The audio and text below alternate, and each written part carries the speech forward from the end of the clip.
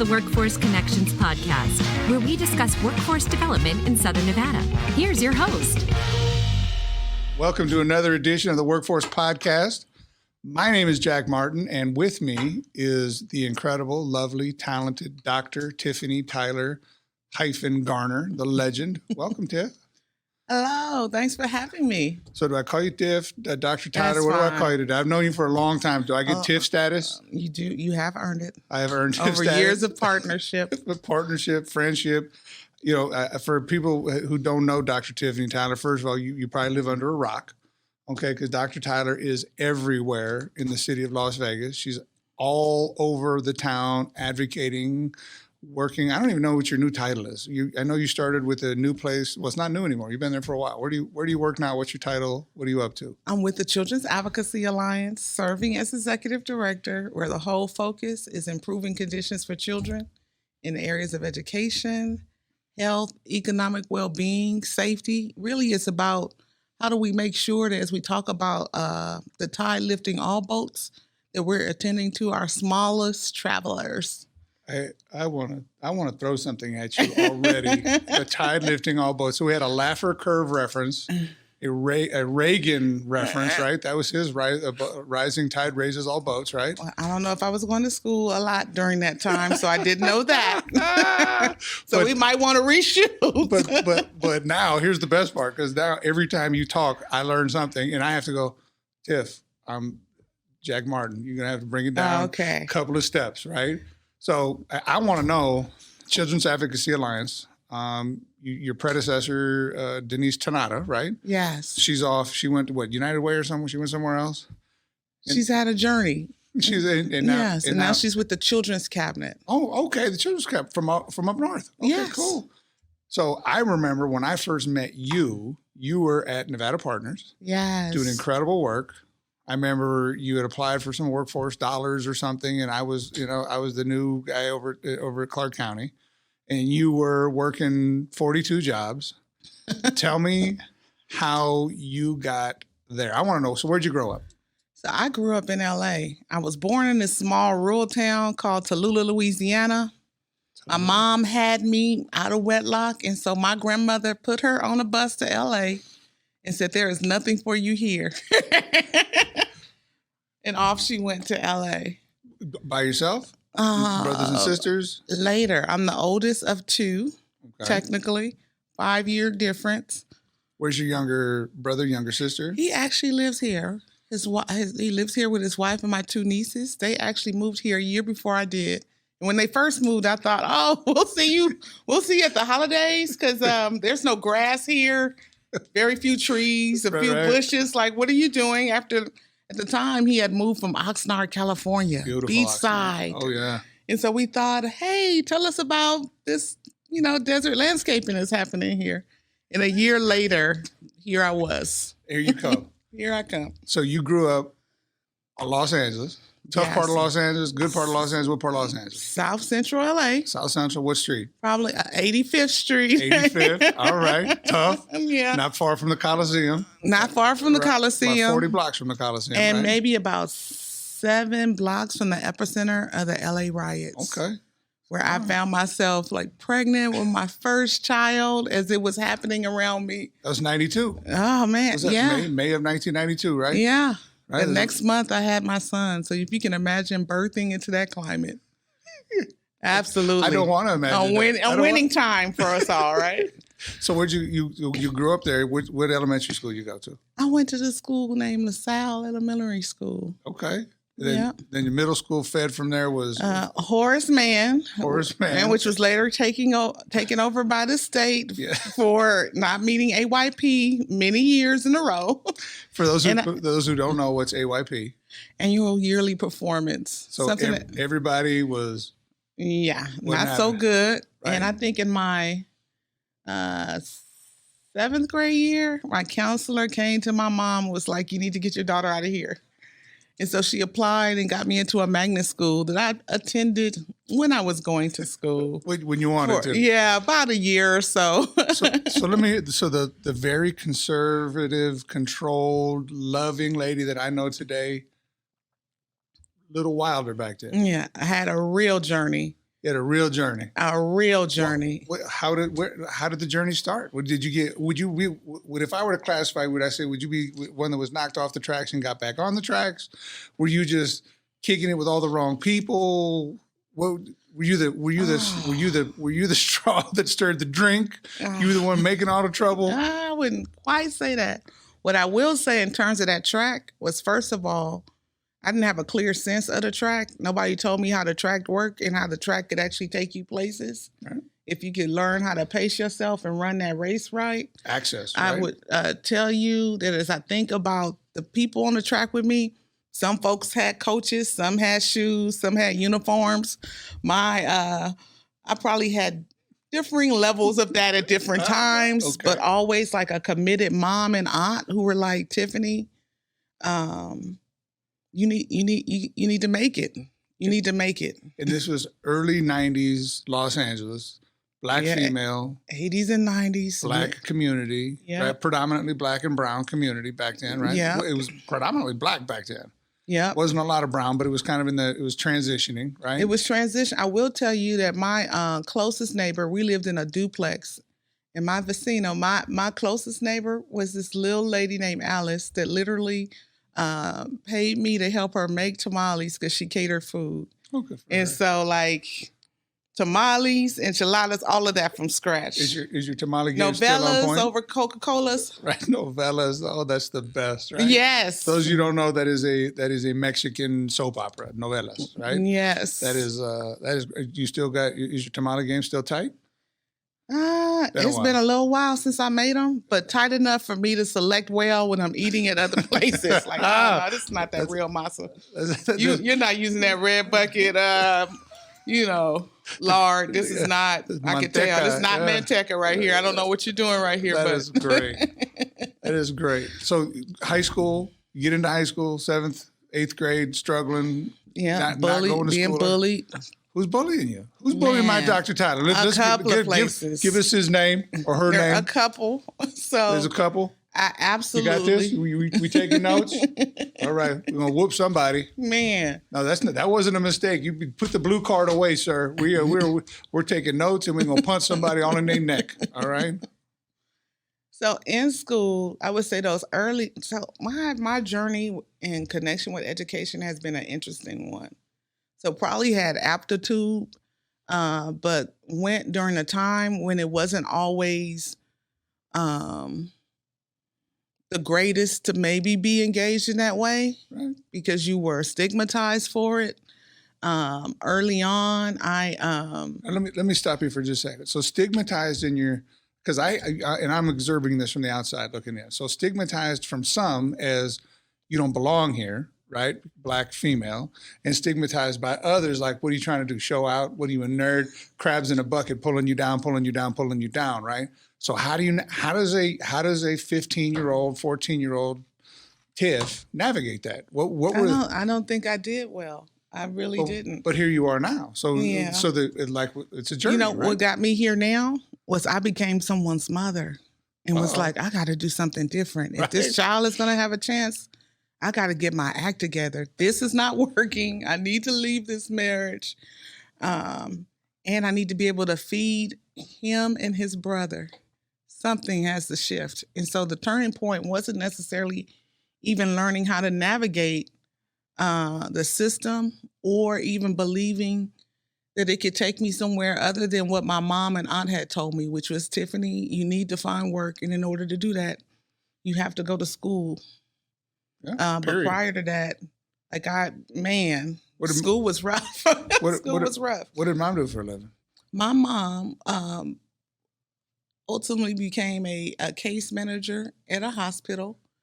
Prior to that, she was a licensed vocational nurse. Nice. So you had a role model that had shown education worked. Yeah. Right. But you're still living tough town. Yeah. Tough circumstances. Yeah. Wilding out a little bit. Yeah. Right. Yeah, absolutely. Being bullied. Yeah. Right. I still want that person's name. You can give it to me off there. And we'll find them and whoop them up. All right. Well, do you stay in touch with that person? Do you on Facebook? Facebook, I've seen a few of them. So there was a group that really felt some way about me raising my hand in class too often.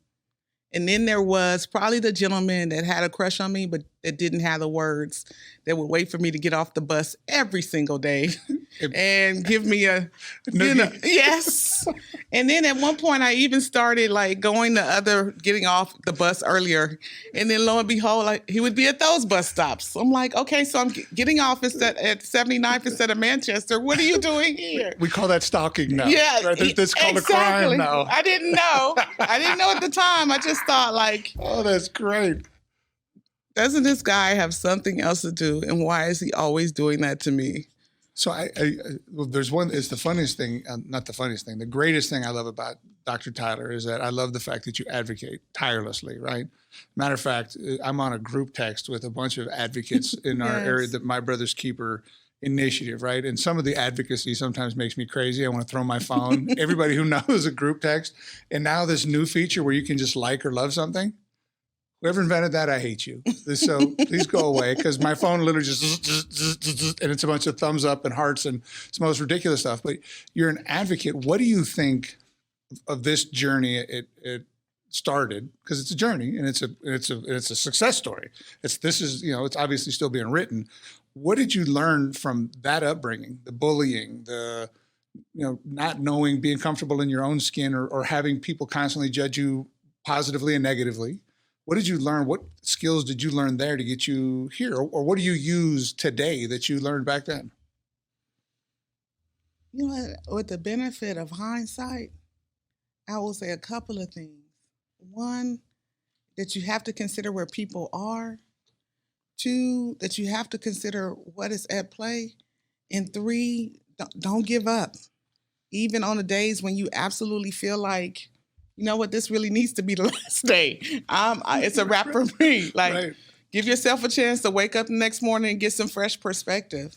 In terms of considering where people are, now I can look back on these experiences and see all of us struggling with our esteem and wanting to be whole or good enough. Considering where people are, now I can see like how my mom really fought to raise me and my brother in those conditions, and how it really took some extra work, and it was a lot for one woman to be doing alone.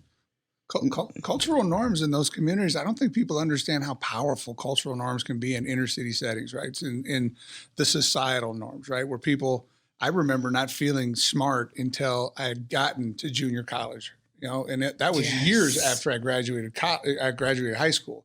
I didn't go back to junior college till 10 years later.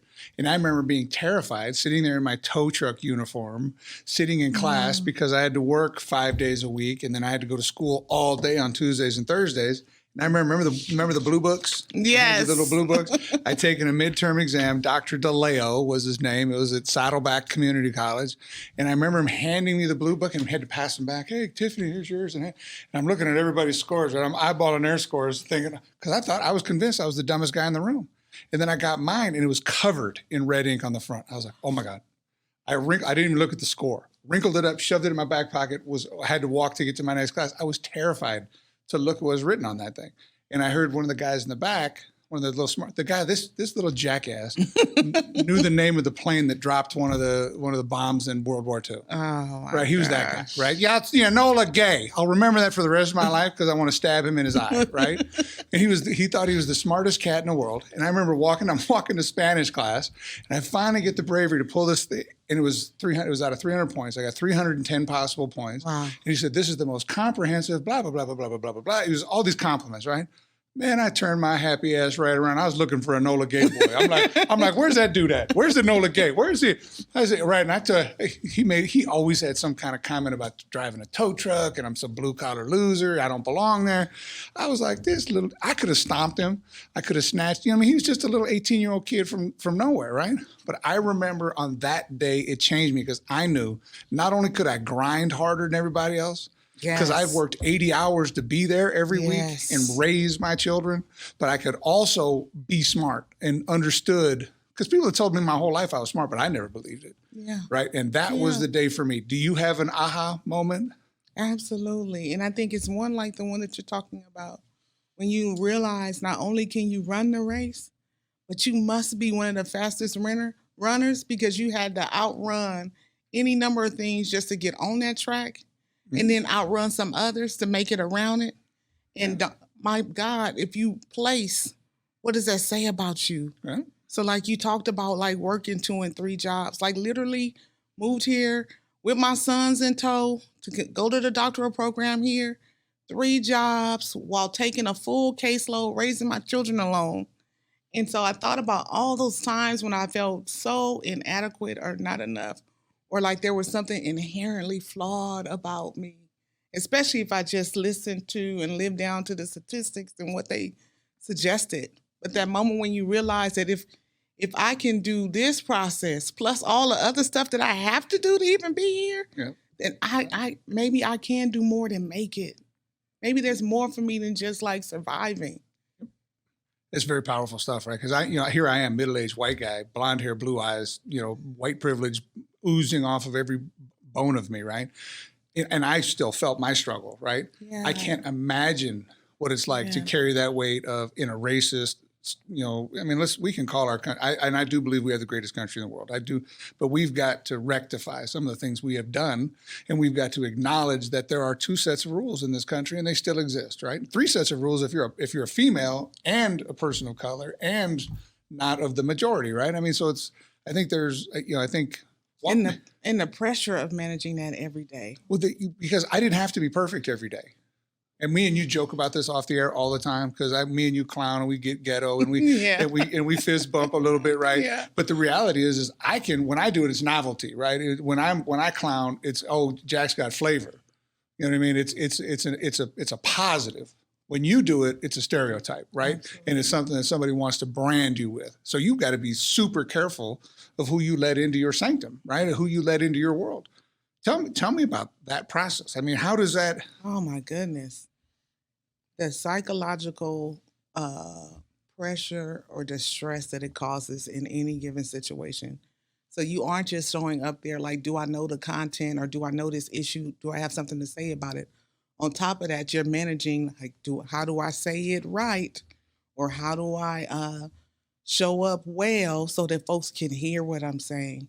So whether it's the ways in which every day I feel like I'm managing not being an angry Black woman, even though there's some things to be upset about. Like literally 10 people were killed in a grocery store just shopping a few weeks ago. And because they were people who looked like me, anyone would be distressed by that. I have an older son who is literally working in the oil industry in North Dakota, of all places, that I worry about while managing those kind of pressures, coupled with just some of the other dynamics that are happening. I think it's really interesting when we talk to people that don't understand some of these differences, right? I remember having a conversation with a person in my industry, obviously in the probation industry, and saying, I don't teach my children, my children that I have in my home now, I don't teach them to keep their receipts. And he says, well, they go, but that as a person of color, you absolutely teach your children to keep their receipts. We physically teach our children to keep their hands out of their pockets. We teach children all these things that when we talk about there's not 2 sets of rules, there absolutely are 2 sets of rules. And right. And that the psychological stress, I mean, and we looked at it and we watched an 8-minute murder video in Minneapolis. It's what it was. I've been in law enforcement for a long time. That was a murder video. It's exactly what it was. For what I don't know if it was race-based. I don't know what it was, but I know that a man that didn't deserve to die died that day, right? And I know it brought up a lot in our country, right?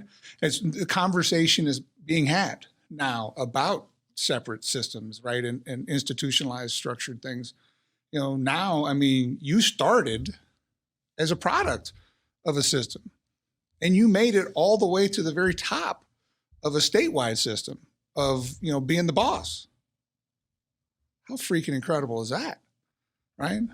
And I know that was, I remember we talked about it before you got the job, and you're like, Jack, do I do this? I still think it's the greatest thing you've ever done, right? You changed the paradigm for everybody that looks like you, right? If they're smart enough, if we as a community are smart enough to learn these lessons, right? And to hear you speak, right? So stereotypes. I guess You've lived in Vegas now. When I moved to Vegas from Hawaii, they told me, my consultant friends were telling me, you're moving to the Mississippi to the West. Juvenile justice system's terrible there. You're going to kill your career there. It's horrible, horrible, horrible. I mean, that's what I heard. I'm glad you didn't listen. Well, I appreciate that. Yeah. So when you moved here, Nevada Partners, what was your first job when you came? You were Nevada Partners. Yeah, I was working as a long-term sub at Gibson Middle School. And I thought that I was here on a 3-year plan. I'm like, I'm going to move there. I'm going to complete this doctorate at UNLV. And then I'm going to move because they are saying things like, this is the Mississippi of the West. And I remember thinking, oh my gosh, I've moved here. My focus of my dissertation is dropout prevention. And literally I'm looking at the graduation rates for young men that look like my sons. And it's as low as 30 or 40% at some schools. And thought, God, how could you have me move here with my sons? If this was like a surgery and the doctor said, well, if I perform this work, you have about a 30% chance. Do you want to, go forward? You would be like, I need a second opinion. And I'm like, here I am. And maybe this is exactly where I was supposed to be if I care about giving someone the second chance that I had. You said somebody gave you a second chance? I would say maybe you ground the world into submission for your second and third chances. The difference being on the grind, right?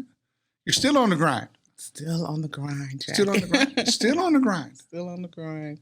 So in your current role as the boss of all bosses at Children Advocacy Alliance, tell me, let's back up a little bit first.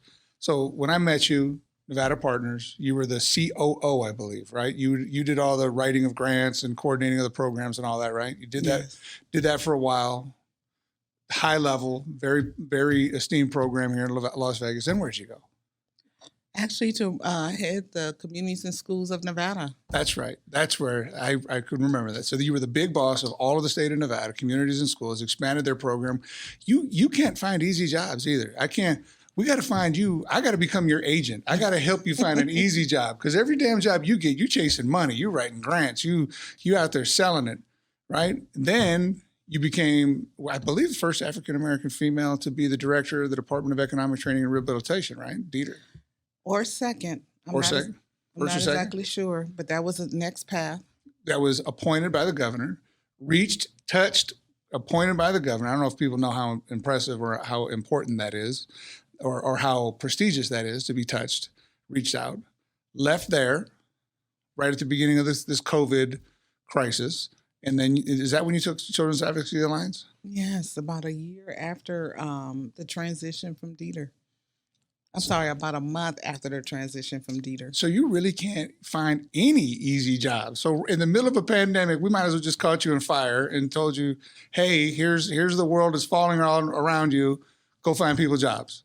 And we're still, looking at it from the outside in today, what is different about the economy pre-COVID? I don't want to talk about the economy because we're not economists. Why aren't people coming back to work? I think any number of things. If nothing else, the ways in which we've had a hard reset or stop, enough time to reflect on our quality of life or what the possibilities are, I think people are choosing different things, even if it's just that they realize that they have the power to choose. That coupled with a number of some real pressures. So if you can imagine the cost of things like childcare at a time like this, or that every bill in your house has went up, including the one associated with your housing, and your ability to find the work that allows you to do that, especially while raising children, like the formula, I think is different. And I don't like the new formula. Yeah. I don't like the new formula. I have biases. We all have them. I respect grinders. Yeah. Every person I've interviewed, 2 people prior to interviewing you on this podcast. One was Ricardo, Dr. Villalobos, and the other one was JC. All 3 of you have you all come from different backgrounds, but very challenging backgrounds. You've all done incredible things. You've lifted up people around you on the journey, right? Because it's really easy to step on people while you get up. I've never once even heard you have a harsh word to say about somebody. More or less, because it's real easy, right? Especially in today's world where we can send a tweet. Cancel culture. Yeah. Oh my God, cancel culture, right? So Dieter, now you're at the Children's Advocacy Alliance. You're on multiple boards. You're constantly tapped to speak publicly. You're one of my co-chairs or co-board members on the My Brother's Keeper. Here's the one thread in all those things. Yeah, give me Or a one. few threads. One, I believe in the possibilities for everybody. 2, I feel like I have a duty to pay it forward. 3, I want a well-lived life by the time my journey ends. I want folks to say that something great happened for others as a result of my own living. Help me understand the duty to pay it forward. Hey, I had a lot of angels along the way to help me along my journey, whether it was the counselor that I worked with when I walked through the doors of this adult ed school with my little son in tow. Like, I just know I need to get some education because I need to provide for him, who said, you know what, you actually finished those classes. Have you considered like maybe going to junior college? You really should consider it. Or even the person that said to me that you can do this. I remember the one field trip that I went to while I was in high school was to USC, University of Southern California, and thought, oh, this is cool. Everyone here must be rich. I've never seen brick like this in places. And so as I thought after finishing or coming toward finishing junior college, thought, hey, they said I should apply somewhere else. Let me consider this place. And so that was the one place that I turned in an application and didn't even know if it was good enough to get in there.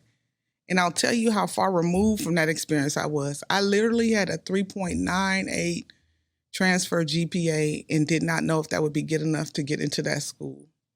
And I walked through the admissions office, and she's like, not only should you turn in your application, I think you should turn in they had a presidential scholarship or something that would have been a full ride. I had no frame of reference for that.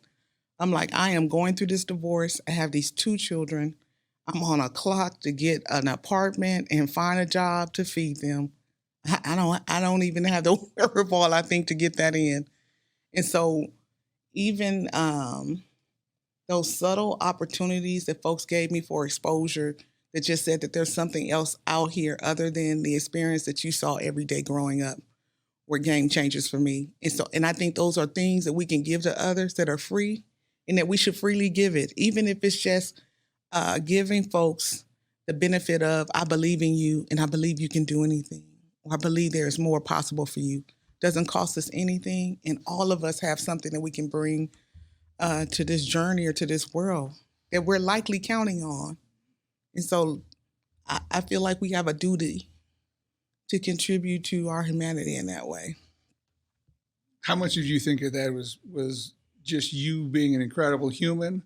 How much of that was you, like a lot of what I've learned that you have to give credit to your parents for, right? Yeah. You got to give credit. But, the parents give us some. They don't give us all, right? So where do you in paying it forward, those 2 boys of yours, are they as incredible as you? I would say they are even better than I am because they survived my parenting. So there's an even higher level of resilience there, Jack. That is, I think you're being humble there, but so I've got to go back to the pandemic. This has been our world, right? And now that you're in the baby's world, how has the pandemic affected children, all of our children, and then specifically children of color or children that lack access to the things that they need? On just about every measure that you can think of. So if you can imagine how we've experienced it as adults, imagine you're a dependent in a household where the adults are worried about whether or not they're going to be able to keep a roof over your head, worried about food, have lost their jobs, uncertain about what assistance is available to them. And now they're seeing the market climb. So there was a report just last week that said of the most common jobs that we have in Nevada, 6 out of 10 of them in Southern Nevada would not afford you a studio apartment, and 7 out of 10 in Reno would not afford you a studio apartment there. Imagine that all of that is happening around. You see the anxiety or fear of your parents, and you, in terms of the levers that you can pull to change or make it better, see very few. You may not even have the developmental capacity to understand what is happening right now. And so recent reports have indicated that over 1 in 4 Nevadans feel hopelessness and despair. Imagine you're the child with the parent who doesn't see a way out. Reports indicate that our housing costs just in the last year alone have raised by over 26%. Imagine you at the end of the month are told that the rent is going to be anywhere from $400 or more higher, but your paycheck hasn't changed. Now imagine that you're the child observing and you don't have the ability to contribute through work because you're not of age. What level of hopelessness are you experiencing at that point? And that is the state of our children. Our mental health rankings are like last in the country. We are literally in a mental health crisis. We are hearing reports of families literally surrendering their children to the child welfare system to get the mental health support. Imagine that. Mm-hmm. And instead of worrying about CPS coming out the house, you're literally like, in order for the sake of giving them the best chance that I can in this moment with the systems in place, believe that my best effort is to maybe hand my child over to you. That is the state of things right now. And when we talk about hopelessness, I speak about hope a lot around the country, right? And I think sometimes we confuse hope with wish, right? I wish I had $1 million, right? I wish, I hope I get that. I hope I win there. Hope is really very different than wish, right? Hope is having the access, the availability, the understanding of what is possible for me, right? So when we look at things like people that are young people that don't have access, they don't have exposure, automatically their hope is limited because they don't understand that there's such things as Black Supreme Court justices. There's things as there are Black lawyers. There's Black doctors. There's Black, there's not just Black basketball players and rappers, right? There's this whole other world that is so that exposure, right? But then it's not only just having that exposure, it's understanding that there's a plan, right? And that if I do this, this is possible if I execute this plan. That's hope. Right? Yes. So I think that's part of what when we talk about barriers, like there's barriers to hope. There's systematic barriers to hope. My department is a barrier to hope for a lot of children. Jail does not fix children. Jail oftentimes makes children worse. If I thought jail made our community safer, I would be the largest advocate for it. But oftentimes it is not. It makes children worse. And we steal hope. Child welfare systems, educational systems that marginalize children. We as systems marginalize them. So we've talked about it. How do we, I know in juvenile justice how I would like to see us continue to march forward. And you're on my Citizens Advisory Committee, so you boss me around a lot from that perspective. From your perspective of all those things you just laid out, the hopelessness, the 1 in 4 Nevadans, how do we locally set a plan, set a course to get these children the hope they need, and get them into careers or jobs that are going to make them sustainable? How does that happen? Where do we start? At the risk of climbing up on my soapbox, I just want to say that we need to begin to act more like an ecosystem, like act as though if we know that all these things are interconnected. And if they are, then we need to be coordinating and communicating together to support folks to see mobility.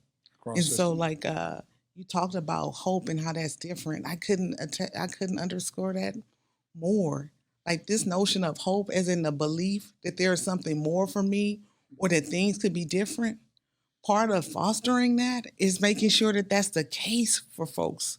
So like sending someone to a wrong door 7 times after saying that this was the way to go. Or with you baby carriage, right? Yeah. Carrying groceries, right? Yeah, on a bus, right? Really counter to hope. Or us not working out as systems the barriers that keep folks from optimizing or maximizing the services. So those benefit cliffs that we subtly create, and then we leave the weight of the negative outcomes solely on the individual. Well, you said that if I went through this process for 7 weeks, I would get this better opportunity. I've gotten that better opportunity, But now some of the other supports that I was leveraging have sunsetted. I know I said it was going to be better after you completed everything. And so even if it's just not that I'm going to somehow wave a wand and do the work for others, no, I'm going to do the work of making sure that the work actually works, which is slightly different. Right. Like I'm going to make sure that my system is actually working the way I said it would if you will do the work.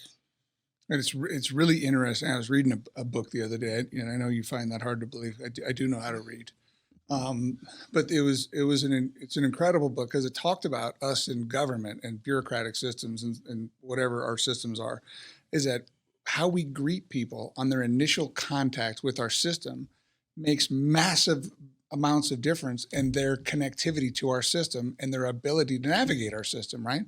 They feel open. So you're very familiar with the harbor. So I walked a lot of my harbors the other day, and as I walk in the door, if people are just clicking away on their computers, they don't look up and say hello, or they don't greet me appropriately, I'm feeling like, that's my new charge, right? We called it customer service back in the old days. We call it whatever, but I never realized that this is the gateway to hope. And this is the gateway to making somebody feel comfortable, and step one in removing barriers for them to help them be successful, right?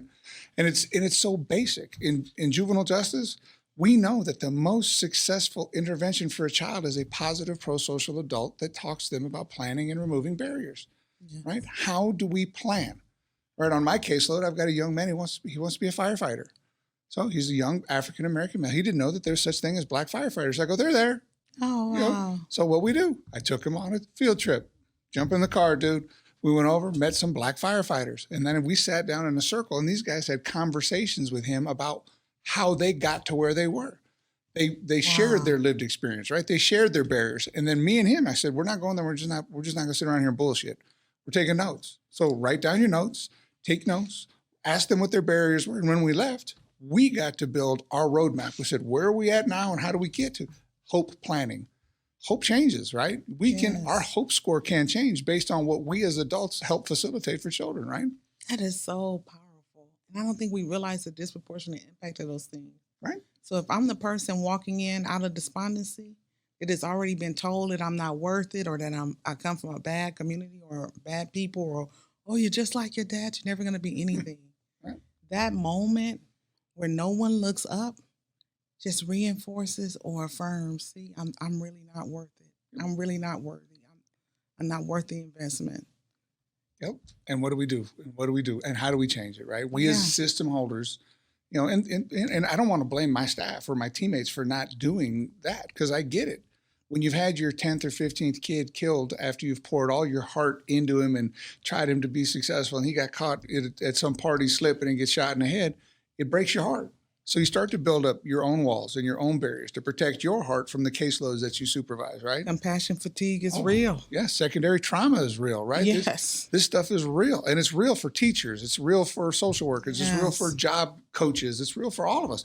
And on top of it, now you take the stress and pressure of all the things you just described. As a pandemic. Yes. Yeah. I walk around and I look at my teammates and people look exhausted. It's like the joy has been sucked out of our lives, right? And it's the constant barrage. The media needs to constantly keep us scared. Yeah. Right. So now I'm reading monkeypox or something. Now I'm scared of some monkey freaking pox. What is this? We went from inflation to stagflation. I'm like, what is stagflation? I'm still trying to figure out what to do about these gas prices. Dude, I'm about to bike. I might be smaller after this pandemic. I'm telling you. Well, that kills me too, because I hear some of my teammates, like we talk about, the how many people have ever taken public transportation, first of all, right? 115 degrees that it's going to be for the next 3 months. How many of us have actually, because a bus token is not a solution to a transportation problem. Exactly. Right? And this is not New York, where there's a incredible infrastructure to get around, right? It's, this is, and no disrespect to the RTC, they do incredible work with the resources they have. MJ Maynard's she's a killer, right? She does incredible work. Yeah. But this is, our town is spread out. All the barriers. What do we do, Tiff? I need smart people like you to tell me what to do so I can just go start doing it. You partner with Jack in approaches like establishing harbors or assessment centers so that we can, instead of working to push people into systems, we work to create systems that operate more like a trampoline or a leg up. Like, I want to get you out of here, not cycling in and out of here. That's it. You teach a man to fish, right? Yeah, Yep. exactly. I love it. So you talked about stagflation. That hurt my head. How do you even know this stuff? Oh my goodness. How do you even know this stuff? Because I was like, how bad can it really get? I need to read and see how bad it can really get. What's going on with this housing market? How are we going to get people back to work? How are we going to get every restaurant I go to? They're understaffed. I get it. They're service industry jobs. They're not the greatest jobs. They used to be. 3 years ago, people were happy. They weren't all happy, but how do we get people back to work? How do we get our kids healthy again? How does it happen? I think a number of things come to mind for me. I will tell you one that's top of mind for me right now is that we got to get people planning. I think there have been a number of supports over the last year or two to help us weather this time. I don't want folks to get confused about the fact that it is temporary. And so, yeah, we had some assistance that was provided over the last 18 months to 24 months. It won't always be there. As a matter of fact, a number of those things are already sunsetting. So, like, how do you maximize this time to come out of the other side of it better?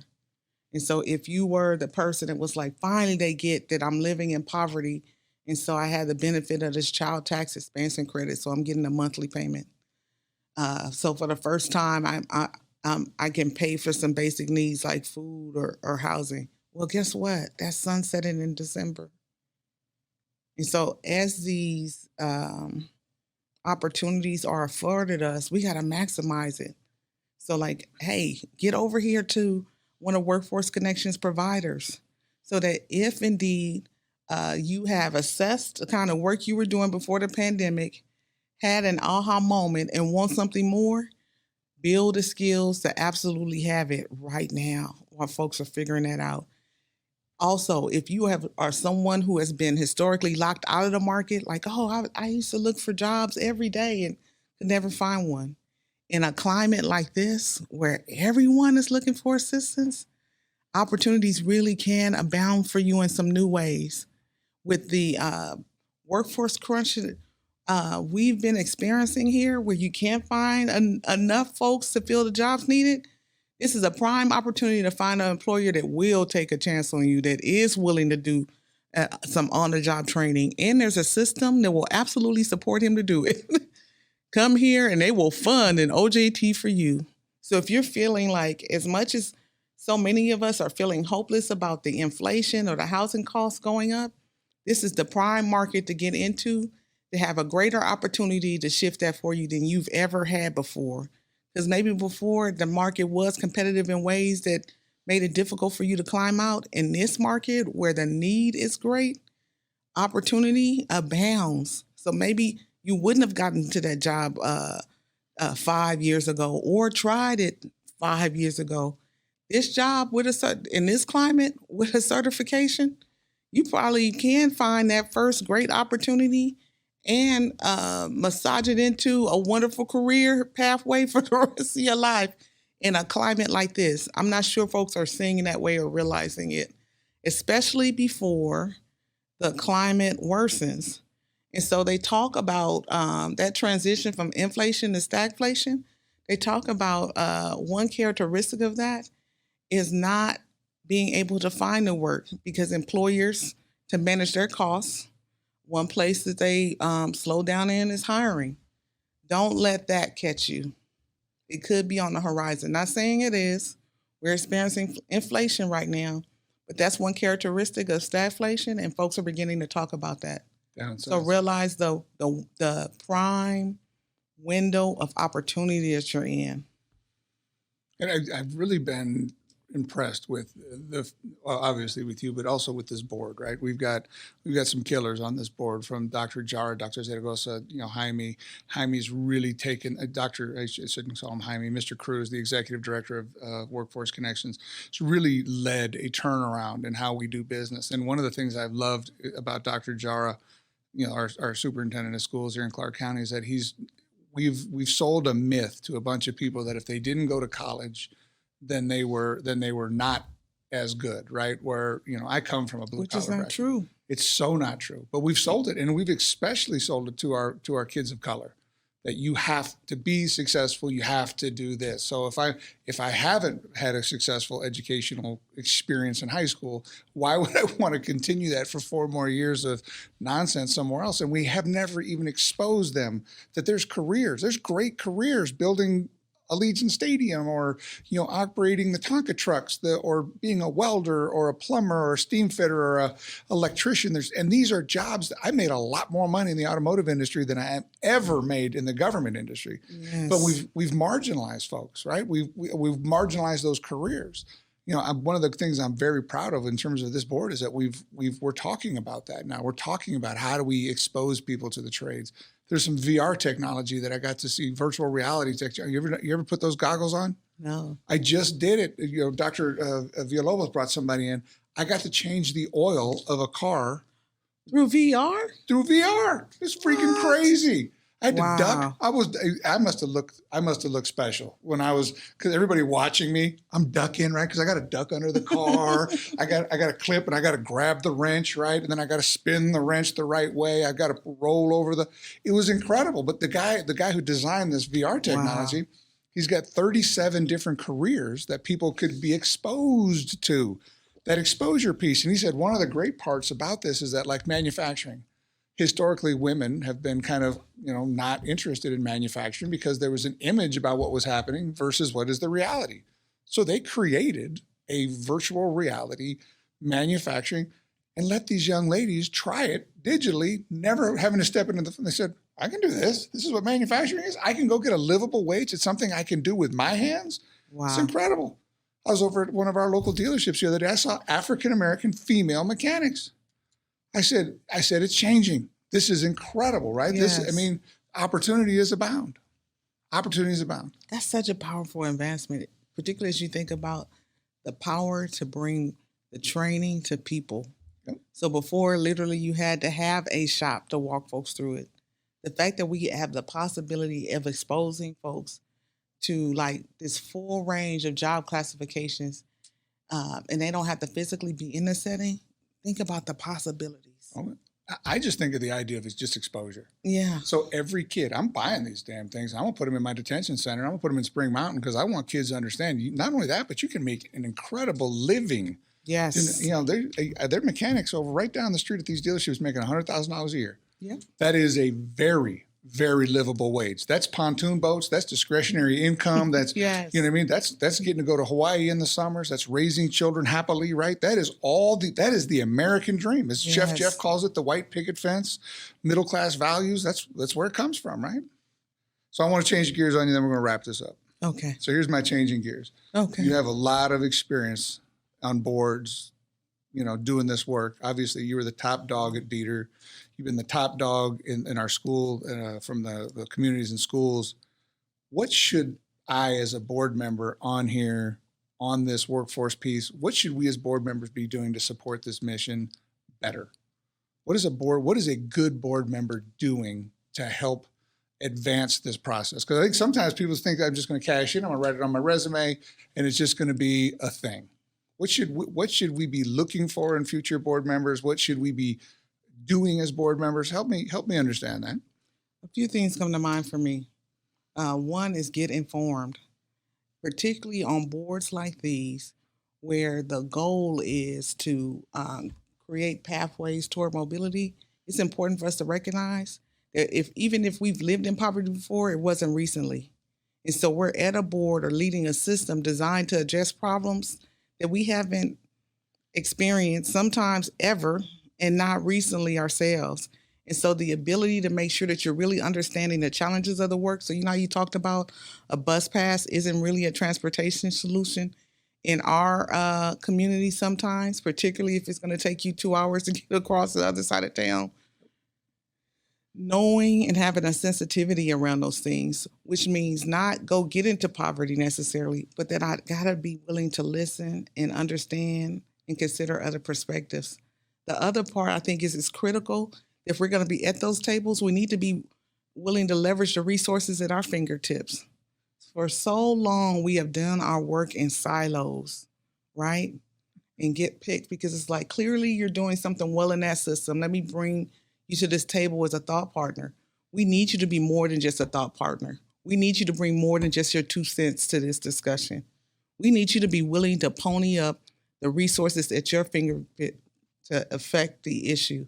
And you've done a great job of that. I really admire the ways in which you have pivoted your system to take some approaches that have never been the traditional approaches for your system. What, you want to wrap families with services so that the child doesn't touch juvenile justice service? Aren't you in the business of locking folks up? No, if we're really going to be about addressing the social issues that we say these systems are supposed to be addressing, we got to be willing to bring our resources to the table as a part of that process. And it's more than just the 2 cents. I can't underscore that enough. It's a part of the process. The other piece is that we've got to be willing to let somebody else get the credit. And so I'm surprised by the number of partnerships that aren't sustained, or models or frameworks that don't come to full fruition, because folks at some subconscious or sometimes conscious level are concerned about who will ultimately take the credit for it. And if it's really about change and really about improving opportunities for people, we can't let our egos get in the way of the work. I would have been heartbroken if the child care assistants that I leveraged while I was in college did not happen because they were squabbling over whose name was going to go in on the building, or who was going to get the commendation, or some of those things. And so I for me, the service needs to be a call away from ego. Action. Yeah, to action. Yep. So I love the way we just call them out. I always think the board members need to have courage, right? We have to be willing to look at historicals, right? Because I just want to do stuff that works. Yes. I don't want to spend a lot of time. I don't go to a mechanic and let him break my car, right? I go to a mechanic because I want him to fix my car, maintain my car. I want him to fix it. I want it to work, right? But in so many other systems in our life, like we believe prisons solve problems. In this country, 2.3 million Americans are locked up, most inmates per capita in the world. Yet we think it works. We've got while we have a workforce issue, right? We have that many able-bodied people locked up while we have a workforce issue, while we're looking for folks to fill jobs. And I'm not going to say that some people don't belong in prison, because they do. But we have over-incarcerated in this country to the point where we intentionally are disenfranchising, right? And I look at it and just, we as a country need a reset. And then I think about that from my system. I would happily close my system. Like, people want to say, like, Jack, what stops juvenile justice? What are the preventions? Investment in education. Look at the areas that invest in education appropriately. Their crime is not nowhere near what ours is, right? Look at the Massachusetts area, Delaware, these places that are spending $20,000 per capita per student. Every one of them is different, right? But we have problems investing there sometimes, and so we really don't want to invest in what works. We want to invest in what makes us work, right? I always call it adult problems getting in the way of child conversations, so right? Unfortunate. Right? Yeah. And it's a constant. So last part, if you were the king of the world, queen of the world, you've earned queen status. Sometimes I get a little frustrated with everybody's a queen. Some people haven't even done princess status. They haven't even ground. And to make it to a princess, you still got to grind, right? My girl is Queen Dr. Tiffany Tyler-Garner. She's earned queen status. You were the queen for the day. You've got the checkbook. What should our dollars of Workforce Connections be investing in? Oh, there are a few things that come to mind for me, and just. And I have to say this, we must invest in our children. Everyone is a part of that process. In particular, there are a number of challenges happening that need our investment. As it relates to the workforce system, the earlier we can get our youth exposed to pathways and supporting them to choosing and help them making the connection between the choices they make and the quality of life that they can or will have with certain choices, I think is an important investment. Also, that upskilling, especially in a market like this where things are shifting, and it had to shift. We had to leverage automation in ways that we didn't have to leverage before. And so I don't think we'll ever go back fully to the kind of workforce or workplaces that we had before. the ability to help people upskill or pivot to the ways in which our climate is shifting, I think is critical. And so put your money there in helping folks, one, identifying the transferable skills they already have. So whether that's, you talked about that pro-social adult that's helping other people plan and navigate. Sometimes, even later in our journey, we need that. Like I needed to talk to someone, right? At different transitions is a part of that process. Right. That's what a community is, right? Yeah. We love on each other unconditionally, right? And we help each other lift all of our boats, right? Exactly. Right. And the more I give you doesn't take anything away from me. And I think that's part of where I get twisted up, because I see sometimes people, if I help her or if I help him, and why didn't I get that resource, or why didn't I? Well, man, you don't need it now. They do. Help them, lift them up, right? So get out of that selfishness. And I look at, I have 4 sons, and it's constantly this, right? And they're 60% of our communication is now, we're reading it, we're sending it via. I look at it, and there's a sadness that I have about, when me and you were growing up, we were at the airport. You either read a book or you talked and you met somebody, right? So you learned and you broke down barriers by learning about different cultures through conversation, yes. Right? Nowadays, I sat at lunch, and I had a great lunch with a dear friend of mine, and not once did we look at our phones. And I looked to my right, and there's a family of 4, and they're all on their phones. Yeah. I said, heartbreaker, right? Yeah. I would also say, invest in other systems, particularly the systems that are connected to the work that you're doing here. Absolutely. And so folks might ask, like, well, why would you partner with the school district, or why would you partner with the higher ed system? Because it's all interconnected. People don't get education for education's sake. And the education, whatever it is that they're providing, is directly connected with the productivity and abilities that folks will bring to workplaces. So I appreciate that you all had strategically looked at partnerships, even the work that you were doing with Commissioner Kirkpatrick around families in poverty, particularly impacting that through career pathways and some other work. Folks might have asked, like, why are you at that table? We're at that table because we know that a job, and when it's a real career, is the one thing that you can put into a household that changes every area. If I can get me the right career, I can afford housing, I can afford food, I can afford education, I can afford to send my kids to school. I will have health insurance.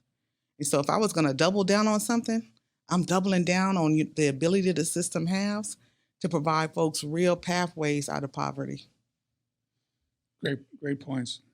Father Boyle out of Homeboy Industries said, yes. Nothing stops a bullet like a job, right? Yep. Love that quote. Love you. Thank you for sitting down and spending time with us.